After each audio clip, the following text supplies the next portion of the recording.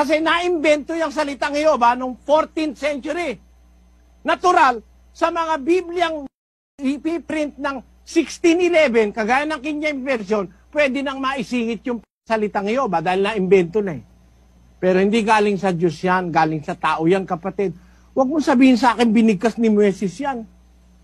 Panluloko sa kapwa-tao, sabihin mo, binigkas ni Moises yung Jehovah.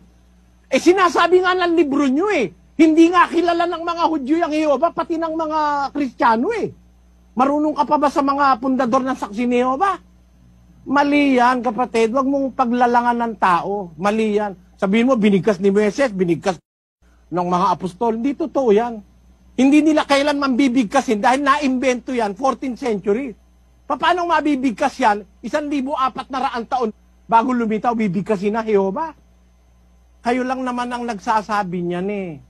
Ano? At yan ay nalagay sa Biblia dahil sa mga taong pangahas na yung pangalan ng Diyos na YHWH, pinalitan ng letra, ginawan JHVH, tapos nilagyan ng E-O-A. Kaya lumitaw yung salitang Jehovah. Eh, bawal sa Biblia yan. Sa Biblia nga, magdagdag ka at magbawas ka ng isang tuldok, isang kudlit, bawal na eh. Eh, magdagdag ka pa ng letra. Eh, lalong bawal yon.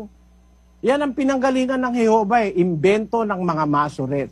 Ngayon, kung hindi mo maintindihan, kapatid,